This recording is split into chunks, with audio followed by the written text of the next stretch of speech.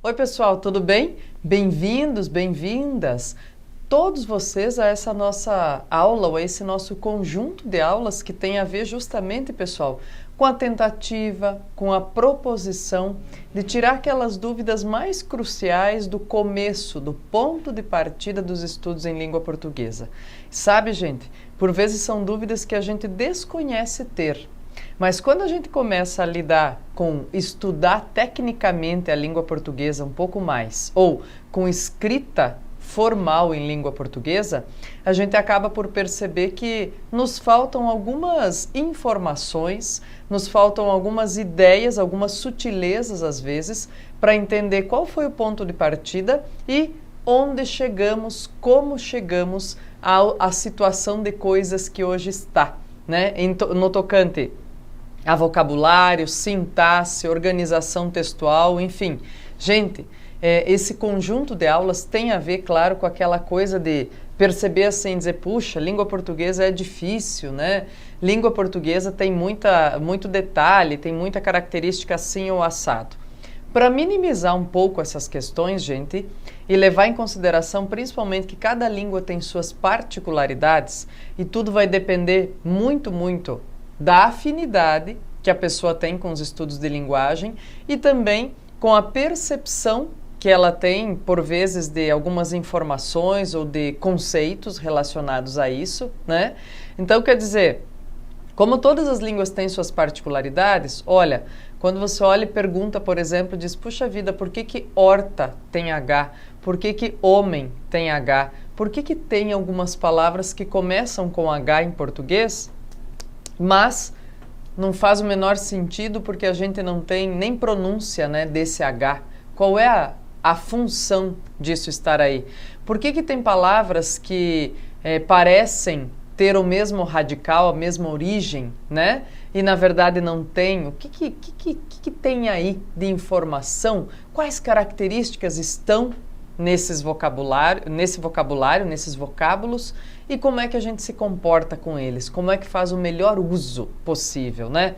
Então, pessoal, olha só, eu queria conversar com vocês um pouco sobre esse ponto de partida, né? Para a gente chegar às discussões, às dúvidas mais cruciais de ortografia, nomenclatura, como fazer para entender melhor a língua portuguesa, eu queria comentar justamente o ponto de partida, a origem das coisas. Então, vou dizer assim, para você que de repente veio afoito aqui na aula e falou, eu quero saber como é que se escreve tal coisa, né? Eu quero saber como é que se acentua não sei o quê. Tá, calma, certo? Nós vamos passo a passo, gente. Então, eu reservei essa primeira aula para a gente conversar bem sobre a origem dos nossos problemas ou das nossas dúvidas, dificuldades, das nossas regras e exceções. Porque em lugar de só responder para você que é assim porque é assim, né? Ou é assim porque a palavra se acentua desse jeito porque ela é proparoxítona, por exemplo, eu quero também explorar com você um pouquinho da história, um pouquinho de por que se chegou a esse ponto de referência. Por que se chegou com o português à contemporaneidade desse jeito, tá? É muito mais interessante quando a gente sabe o porquê das coisas e não só que é assim porque pronto, né? Então, vem para cá, aproveitar esse espaço, gente, para conversar com vocês sobre como tudo começou e como está hoje, né? Então, como primeiro ponto, gente, eu trouxe aqui, olha, é um esqueminha simples de árvore de línguas, só para a gente se localizar e saber por que tem tanta palavra de outras línguas na nossa, né? Que às vezes a gente nem sabe que são oriundas, são palavras de outras línguas, porque na temporalidade essa mistura já se perdeu, essa proveniência já se perdeu, a gente não sabe mais, né? Mas vamos lá. Olha só, gente, tá vindo aqui, ó, desde, nem foi mais, havia árvore ainda para cima, tá? Mas só para pegar aqui, ó, do latim, que é de fato a língua que dá origem à nossa e a outras línguas neolatinas, assim chamadas porque são oriundas do latim, veja o que acontece, né? A gente vai ter uma série de coisinhas e latim republicano, latim clássico e latim vulgar. Olha, o que é legal a gente conversar aqui, pessoal? Quando se trata de chamar uma língua de língua vulgar, nada mais é, gente, do que popular, tá? Não tem a ver com a conotação que nós temos hoje para a palavra vulgar, né? Por exemplo, quando eu quero dizer vulgar ou vulgaridade hoje para alguém, em relação a uma atitude, enfim, a um comportamento, eu vou estar caracterizando ou depreciando o comportamento dessa pessoa, né? Dizendo que é negativamente impróprio para aquele momento, para aquela circunstância, tá? No entanto, pessoal, originalmente, vulgar, né, vem de vulgus, que é povo, população. Então, quando se dizia que o latim era vulgar, é que o latim era popular, esse latim falado pelas pessoas, pelos populares, pela população em geral, não era o latim formal, o clássico, usado nos arquivos formais, tá? Na escrita formal, por exemplo, certo? Daí vejam o que a gente vai ter, olha, diz, bom, daí vem um latim continental, latim da România Oriental e vai, né? Vejam que, ó, eu vou descendo aqui, ó, para a gente ir percebendo, vai, ele vai parar aqui, ó, à direita, dando o que nós temos hoje como o romeno, né? De outro lado, gente, tem um outro braço aqui, ó, que vai descer, vai virar o que é a România Ocidental, daí vira o italiano aqui, né? Aí vai descer aqui como galo-romance e ibero-romance, pensando na Península Ibérica, onde ficam Portugal e Espanha, lembrem disso, né?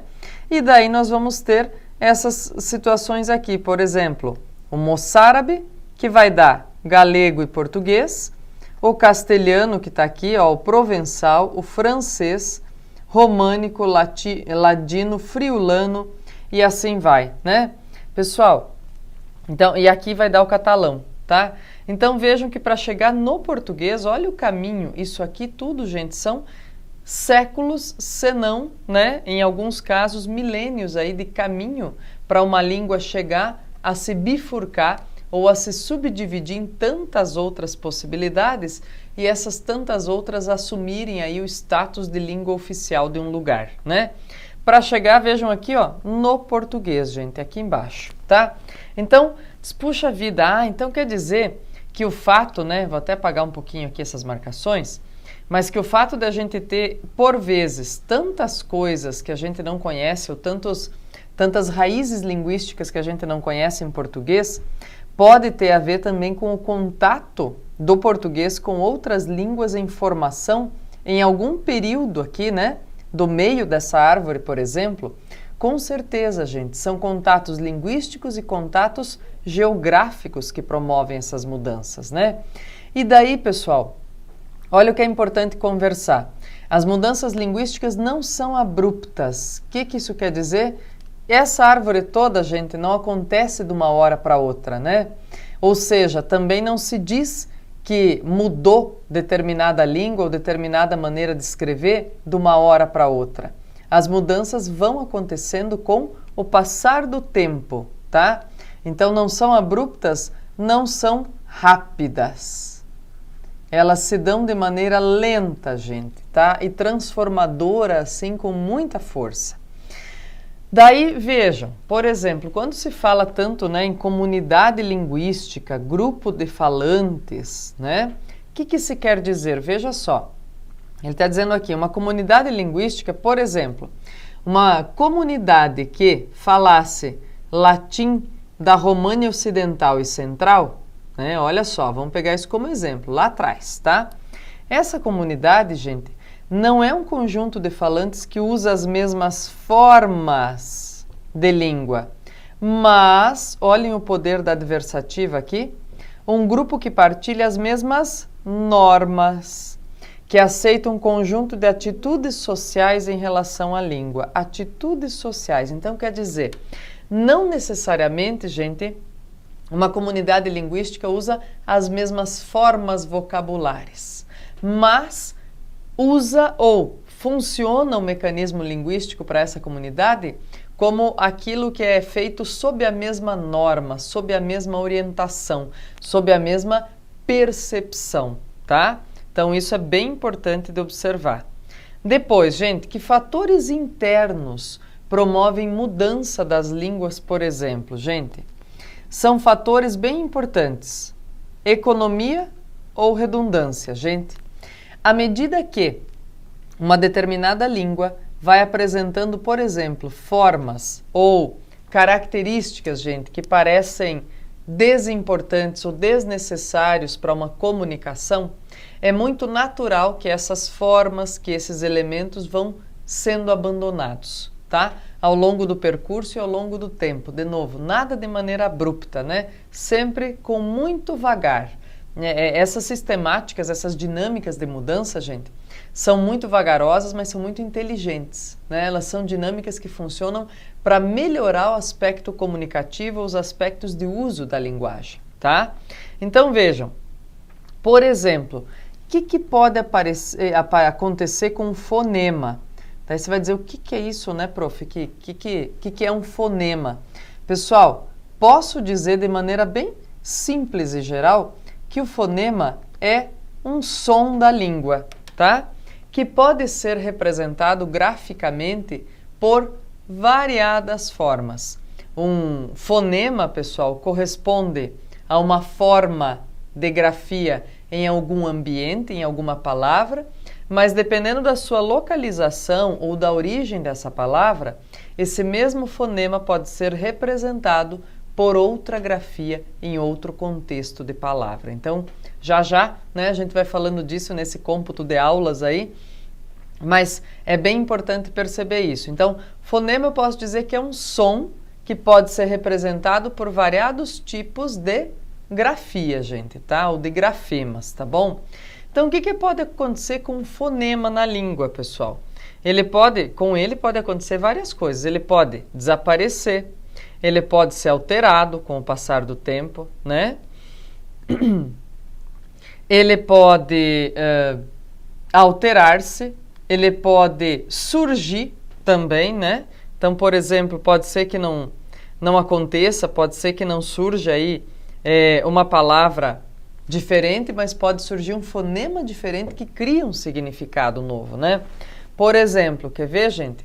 Ó, a diferença que faz apenas um fonema quando de alguns pares de palavras, que também nós vamos observar na sequência, mas que, por vezes, falando a gente pronuncia do mesmo jeito, no entanto, na escrita precisam ser diferenciados de maneira bem evidente, tá?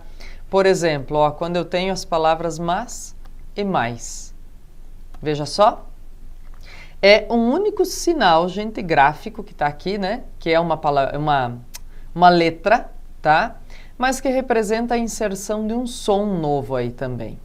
Esse mas, que está aqui sem o i, é uma conjunção adversativa, né? Que vai dar justamente a oposição entre uma coisa e outra.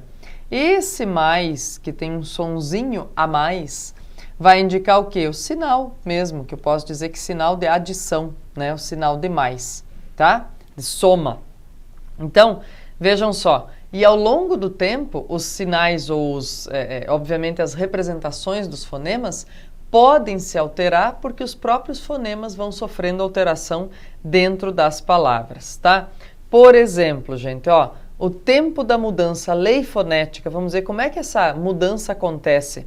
Veja só, gente, palavras que entram na língua em momentos diferentes podem render o quê? Diferentes mudanças linguísticas, diferentes palavras mesmo, tá, gente? Ou podem representar diferentes mudanças. Por exemplo, eu tinha um radical pleno em latim que, por uso, com a passagem do tempo, pelo uso associado à passagem do tempo, veio resultar em cheio, na palavra cheio em português, tá? No entanto, eu também tenho a palavra pleno em português. O que é que explica isso? Legenda era assim mesmo em latim. Com o passar do tempo associado à mudança linguística, eu tenho lenda em português, mas também tenho legenda. E agora, como é que eu entendo isso, né? Quais são as características, como é que eu faço? Bem, pessoal, o que é importante perceber aqui? Olha só, eu disse que em diferentes momentos que a palavra venha para a língua, isso muda também, né, o tipo de transformação, o tipo de mudança que ela sofreu, que ela recebeu. Queridos, o que acontece é que assim, pela transformação do latim vulgar até as línguas neolatinas, a gente tem cheio e lenda, por exemplo, em português, né? No entanto, lá na época do Renascimento, houve um movimento intelectual para retomar as línguas clássicas e, portanto, eles trouxeram para a língua padrão, para as línguas, né? Como, por exemplo, vai lá, francês, português, italiano, espanhol, eles trouxeram para as línguas as palavras lá do latim, pinçadas diretamente, sem passarem pelas transformações de uso, diretamente para uso de maneira mais erudita, vamos dizer assim. E, portanto, incrementaram, olha só, incrementaram o vocabulário com usos diferentes ou com sinônimos, que seriam à época mais rebuscados, tá? É por isso que, por exemplo, ou que passaram a significar coisas diferentes, coisas diversas, tá? Por exemplo, lenda e legenda são coisas diferentes, né? Mas são da mesma palavra vinda em momentos diferentes para a nossa língua. É o mesmo que vai acontecer, por exemplo, com olhos e óculos. Olhos, gente, é a passagem do óculo latino até o português dos nossos dias, com todas as transformações de uso.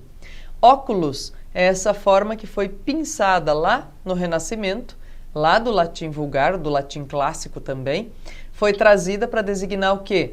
O aparelho que se usa, né, o que se inventa essa época para enxergar melhor, para corrigir problemas de visão. Então vejam que essas histórias, gente, são evidentes para entender também como é que a gente tem palavras diferentes que têm a mesma origem, porque elas foram vindo para a língua em tempos diferentes, e como é que a gente pode perceber a mudança que um fonema, uso ou não, faz dentro da língua, tá? Ou dentro de uma palavra.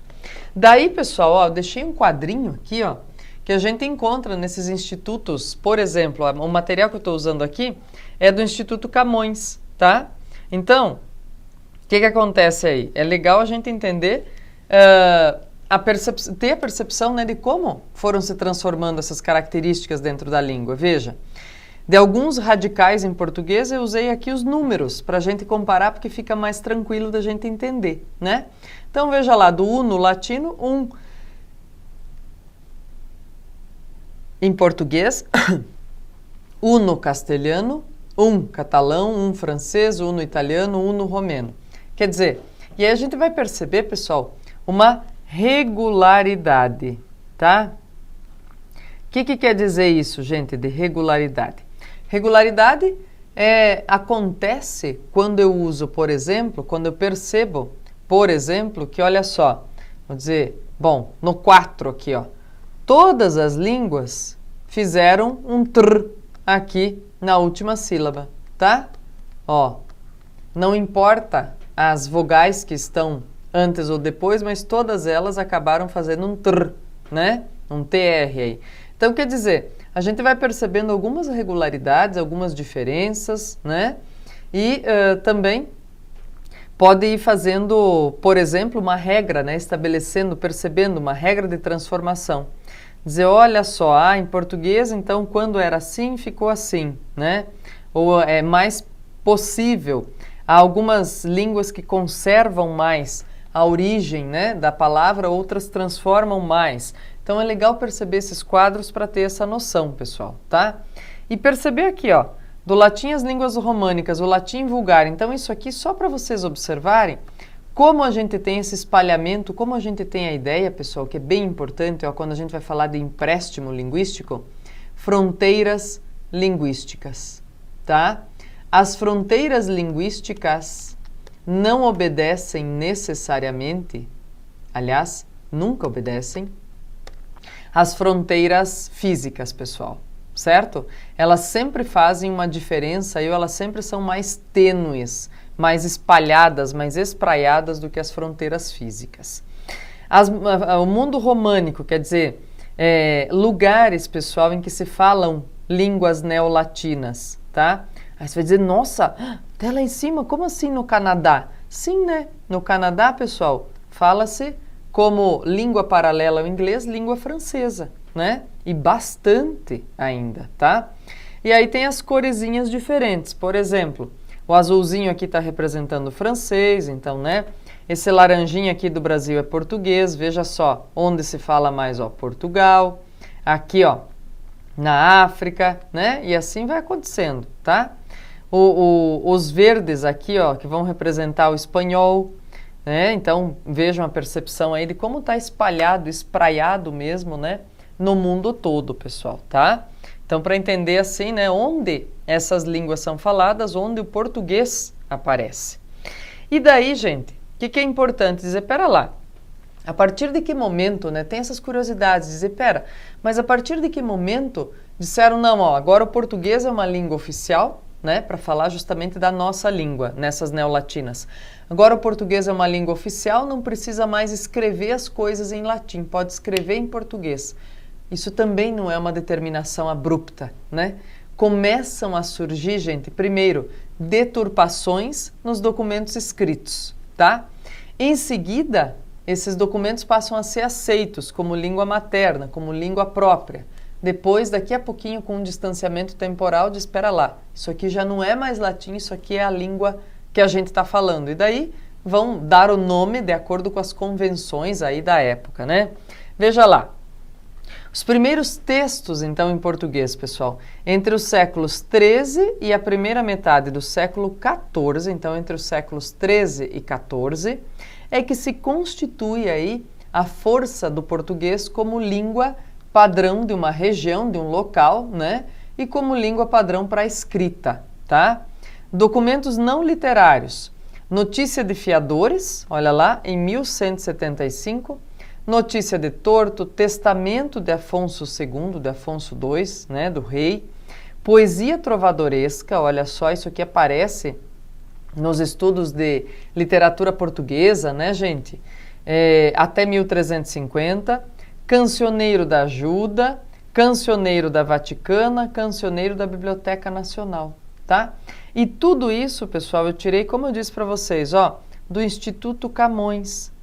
Tem os institutos, por exemplo, você diz, prof, na Espanha é qual? Ah, na Espanha é o Instituto Cervantes, né? Eles dão esses nomes. Na Itália, Instituto Dante Alighieri. O primeiro escritor renomado, ou um primeiro escritor assim que é o desponte naquela língua, acaba dando nome a esses institutos que englobam documentos históricos, características históricas, gente, a respeito da língua vigente, da língua em uso, né?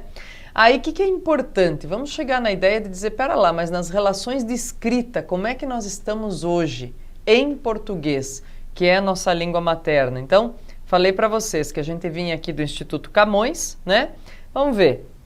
Gente, em 2009, entra em vigor o Acordo Ortográfico de 1990, no Brasil e em Portugal. Além de Portugal e do Brasil, também São Tomé e Príncipe, reparem, né, gente, todos esses lugarzinhos aí, ó, que tem o laranjinha, tá? Olha lá, todos esses lugares onde se fala português como língua padrão. Diz assim aí, então, ó. São Tomé e Príncipe, Cabo Verde, Timor-Leste, Guiné-Bissau já ratificaram, ou seja, já assinaram embaixo, né? Assinaram embaixo, já concordaram, tá? O segundo protocolo modificativo do Acordo Ortográfico de 90, embora estes últimos não o tenham ainda aplicado. Fica apenas a faltar a ratificação de Angola e Moçambique. Isso aqui era uma notícia de 2009, gente, de um jornal português, tá? O que acontece? Desse período para cá houve uma pressão para que os outros ratificassem também.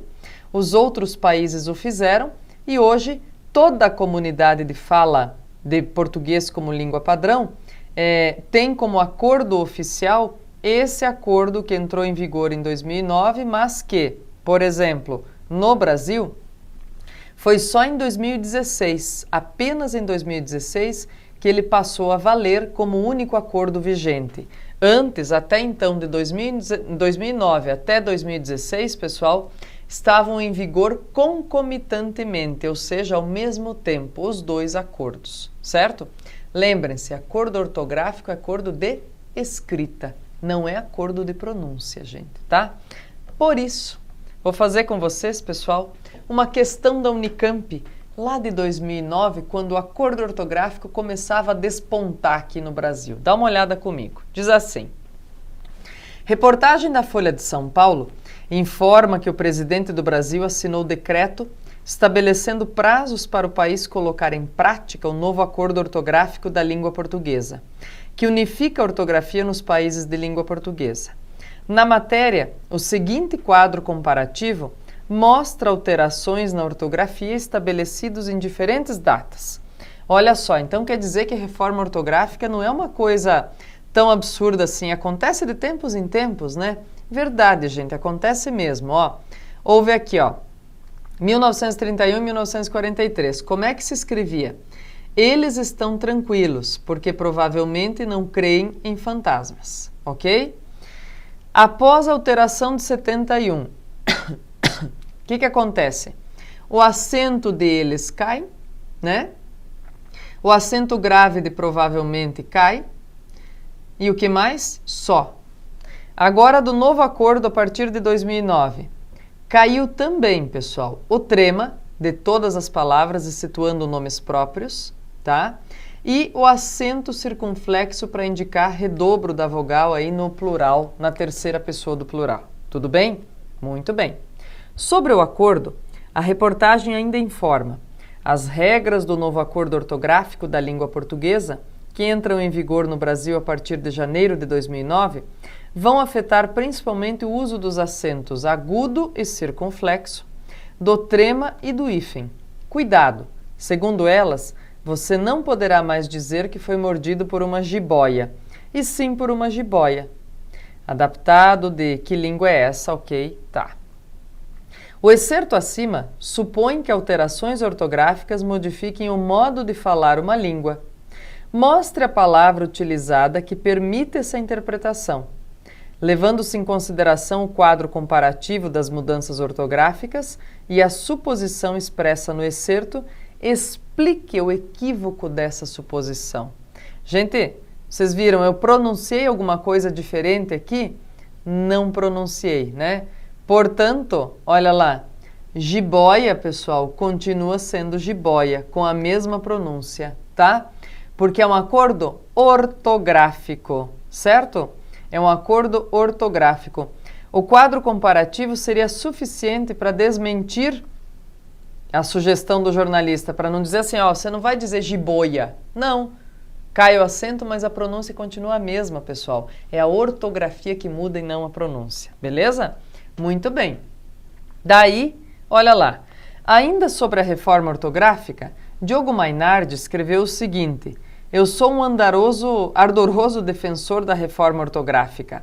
A perspectiva de ser lido em Bafatá, no interior da Guiné-Bissau, da mesma maneira que sou lido em Carinhanha, no interior da Bahia, me enche de entusiasmo. Eu sempre soube que a maior barreira para o meu sucesso em Bafatá era o C mudo, como em facto. Ó, na ortografia de Portugal, C mudo, então não pronuncia, como em fato, na ortografia de Portugal. O que nós temos aí? Diz, bom, tem uma percepção que tem uma ironia, né?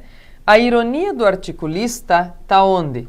Na suposição que fundamenta o acordo de que pequenas alterações ortográficas sejam suficientes para promover ou facilitar de maneira significativa o intercâmbio cultural entre os países lusófonos. E vejam, ele diz, espera lá, você lido lá em Bafatá, você conhecido porque vai mudar a ortografia de 1% da língua? O nosso maior problema, gente, de unificação, se é que dá para chamar isso de um problema, ou a nossa principal diferença de unificação de maneiras de usar a língua portuguesa em diferentes partes do mundo, não está na ortografia, e sim no vocabulário, no léxico, no conjunto de palavras diferentes pelo distanciamento temporal e fronteiriço de geografia, né? Pelo distanciamento geográfico entre os lugares, ok?